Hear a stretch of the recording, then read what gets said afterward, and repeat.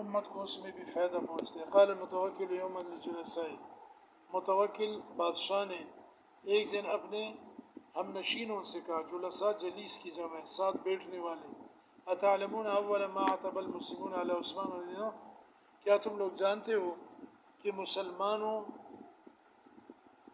کو حضرت عثمان رضی اللہ عنہ پر کس چیز نے ناراض کیا؟ عتب یعتب و عتاب، ناراضگی کرنا، غصہ کرنا۔ مسلمان کس وجہ سے حضرت عثمان رضی اللہ عنہ پر خفا اور غصے ہوئے؟ سب سے پہلی چیز، فقال احدهم نعم یا امیر المومنین، ان میں سے ایک نے کہا کہ ہاں امیر المومنین، مجھے پتہ ہے، انه لما قبض رسول اللہ صلی اللہ علیہ وسلم، جب حضور علیہ السلام کا انتقال ہوا تو قام ابو بکر رضی اللہ عنہ علی المنبر دون مقام رسول اللہ صلی اللہ علیہ وسلم بمرقات، تو ممبر پر جہاں حضور علیہ السلام کھڑے ہوتے تھے خطبے کے لیے، ایک سیڑھی، سمجھے نا، ایک سیڑھی اس سے نیچے حضرت ابوبکر کھڑے ہوئے ادب اور احترام کی وجہ سے۔ مقام بمرقات، مرقات مانی سیڑھی، قدم چا، ثم مقام عمر رضی اللہ عنہ دون مقام ابی بکر رضی اللہ عنہ بمرقات، جب حضرت عمر رضی اللہ عنہ کا دور خلافت آیا تو انہوں نے بھی احترام میں حضرت ابوبکر سے نیچے والی سیڑھی پر کھڑا ہونا شروع کیا خطبے کے لیے۔ ثم لما ولی عثمان رضی اللہ عنہ سید ذروۃ المنبر، جب حضرت عمر کے بعد حضرت عثمان رضی اللہ عنہ کو امارت دی گئی، خلیفہ بنائے گئے، تو وہ ممبر کی چوٹی پر چڑھ گئے، اوپر والی جگہ پر بیٹھ گئے، ٹھیک ہے، جہاں حضور علیہ السلام بیٹھتے ہیں۔ فانکر المسلمون علی ذلک، مسلمانوں نے اس کو برا جانا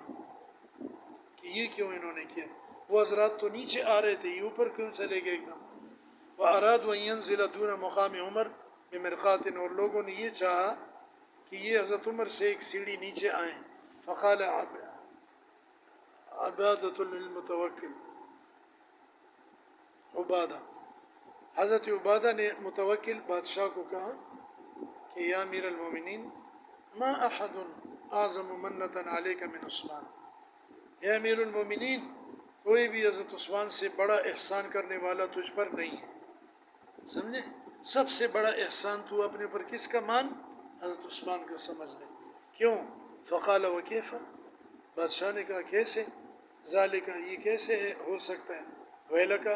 تیرے لیے خرابی ہو۔ قال لأنه صعد ذروة المنبر، اس لیے کہ وہ ممبر کے اوپر والے زینے پر چڑھے، فلو انه كلما قام خلیفۃ نزل عن مقام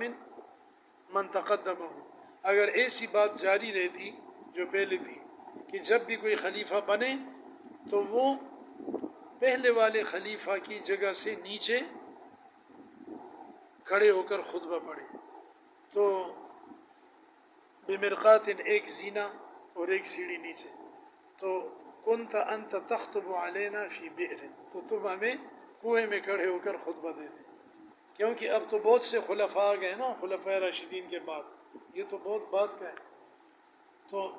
وہ ہر ایک آتا اور ممبر سے نیچے اترتا،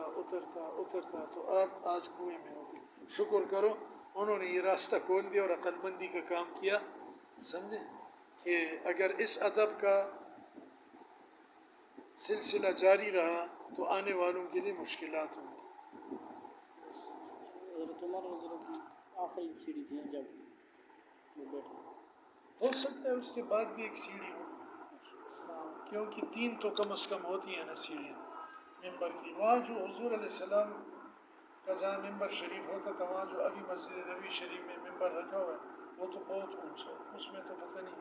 6-7 سیڑھیاں،